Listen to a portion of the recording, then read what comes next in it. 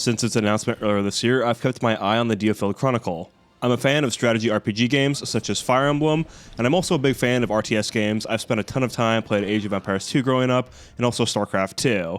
Now this seemed like a good mashup of the strategy RPG genre and the RTS genre. It definitely leans more towards strategy RPG, but a lot of those games are turn-based. I'd say DioField Chronicle is kind of charting new ground here. It's a real-time game, but it does have pause when you're issuing commands.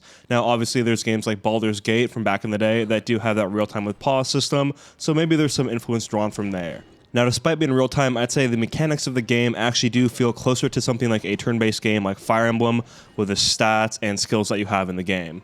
I played about 4 missions here in the demo, and I'm actually really surprised with the length of the demo. I could still keep playing the game. So if you want to check this game out, I would highly encourage you to download it. I played it on my PS5 here. I don't think it's on PC yet, which is unfortunate, because I really wanted to check this one out on the Steam Deck. There's not a lot of real-time strategy games that play well on controllers in my opinion, but this one does nail down a good system here. So far, I've been really impressed with the game, so let's jump into the presentation.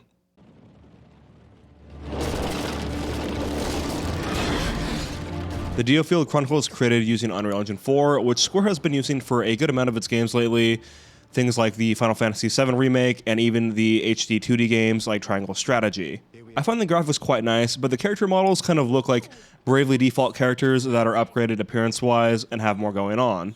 I think the art style for this game is really nice. The character portraits and all the art has a painterly style to it, while the graphics in game look pretty nice too.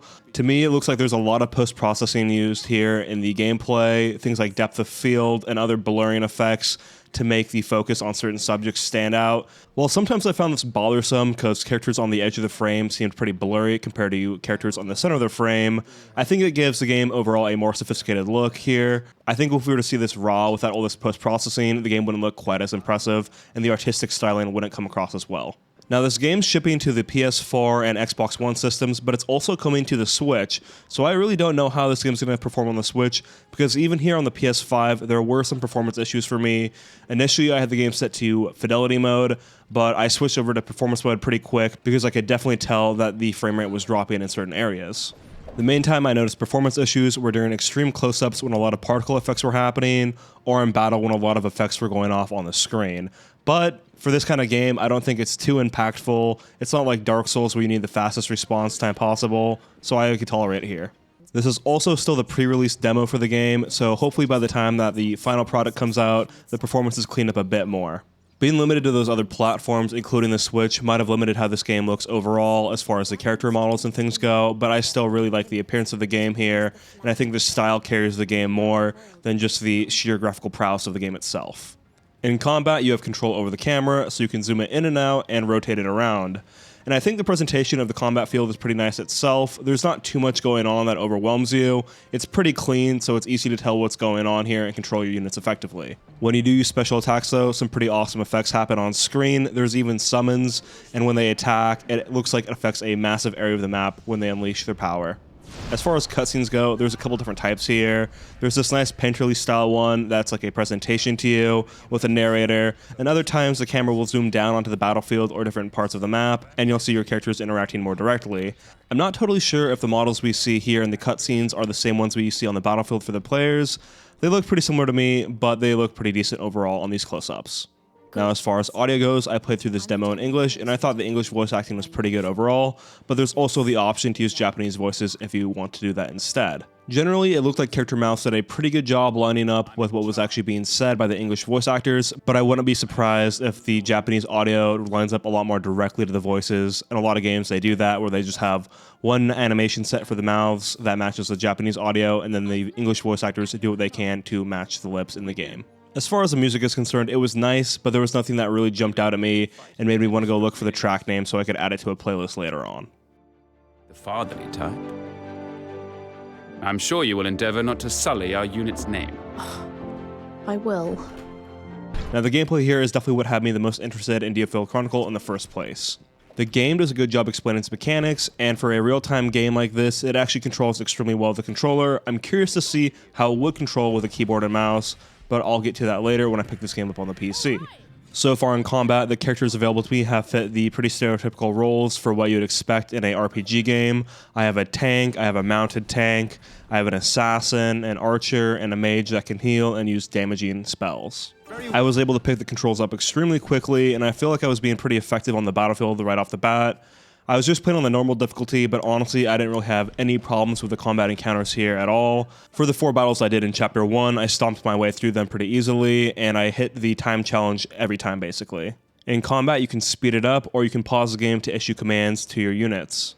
The pausing is super nice because positioning is very important in this game. Attacking enemies from the rear does more damage to them, so you definitely want to position your units accordingly, and the ability to queue up a couple moves and then attack is really nice, so you can get your people into position right away. Characters also have nice mobilities, things that vary from a super attack to letting them get around the map faster, stunning the enemy, and really positioning themselves well. I honestly kind of found the skills to be overpowered. I never really had a problem running out of stamina, and if you use the skills effectively, you'll just stomp your way through the enemies without taking very much damage at all and killing them very quickly on the normal difficulty. It does feel very rewarding to have your knight charge to the enemies initially so they aggro him, and then have the rest of your units come up on the back and attack them from the rear, doing massive damage with the flank. So far, combat scenarios have been pretty straightforward. I'd expect them to get more complex as the game progresses, and so far the cap for my controllable number of players has been 4. I think 4 is a pretty good amount, and it actually gives you the ability to set an adjutant for each of your party members, which gives them the access to your other character's abilities. As you fight your way through the battlefield, you'll notice shards on the ground, or enemies will drop shards that are a different color.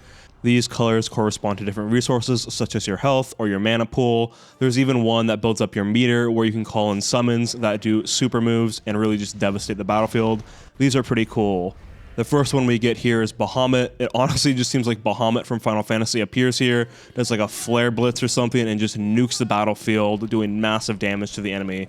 Definitely satisfying to use this, and it's pretty quick too, so the animations aren't too long and drawn out. This game definitely seems like it was built on the idea of using a controller to play it, so if you have too many members to control, I think that could get really difficult using a controller. As far as abilities go, there's a couple different ways to get new abilities. Some of them are just passives and the character's specific skill trees, and then if you get new weapons, you can actually get new skills from those, and there's even skill trees for types of units, and in the unit type skill tree, you can get new moves down the line. So far, the way to get resources to upgrade your characters has been through combat, and in these missions, the goals have been pretty simple so far, but I do like the challenges the game issues to you. The game rewards you for going out of your way to make it a little bit more difficult for you, and honestly, since the game's pretty easy on normal, it feels pretty good. So far, a pretty consistent challenge has been to complete the missions under 4 minutes, and that might not seem like a lot of time, but you are pausing pretty frequently, and when you pause, that's not counting towards the timer. And I actually do kind of like these really tight, small combat scenarios that you go through. It really makes you put thought into every move you take so you can finish maps as quickly as possible and as optimally as possible. Some games in the SRPG genre have really long gaps between the combat scenarios, but this game, you're going along from combat scenario to combat scenario pretty quickly here. There is a little bit you can do in between them, and it kind of reminds me of Fire Emblem Three Houses when you run around the castle, a much smaller version of that where you run around your little barracks here, and you can upgrade your abilities, get new equipment for your players, or just talk to your party members and see what they have to say about the mission at hand, or what their thoughts are at the moment. As far as the story is concerned, not a lot has happened in Chapter 1. It's definitely a lot of setup here in the demo, and hopefully down the line it'll get more complex and interesting. You go through a couple time skips pretty early on in the game, but it kind of gives you a background for your main 3 characters that you're going to be using quite a bit. As far as character writing is concerned, a lot of these characters seem to kind of fit a stereotype that you might expect for something like a JRPG, so nothing too complex here or fantastic so far. Hopefully, like I said earlier, as the game progresses, we get better character writing as we get better story writing as well. In the third mission of the game, there are a few fantastical elements that do pop up with undead creatures, and that's more interesting than kind of the pretty vanilla fantasy that we've got early on. There hasn't been a ton of magic up to that point, so I'm expecting towards the end of Chapter 1 or maybe towards the start of Chapter 2, there would be a bigger setup for the rest of the game to keep you hooked on it.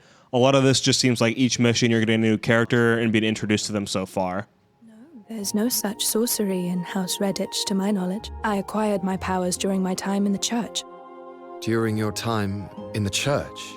So after playing through this demo, I'm a lot more interested in DioField Chronicle now than I was before, and I really want to pick this game when it comes out.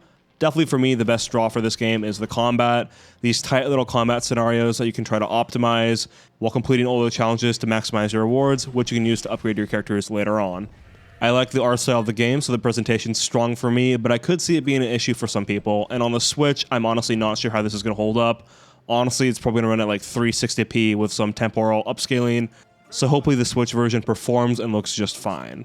I really do hope the story gets more interesting as you progress through the game, because even if the gameplay is strong with a game like this, if you have to play the game for a long period of time, you want an interesting story there to keep you hooked, and right now, there's nothing too interesting to keep you hooked onto the game.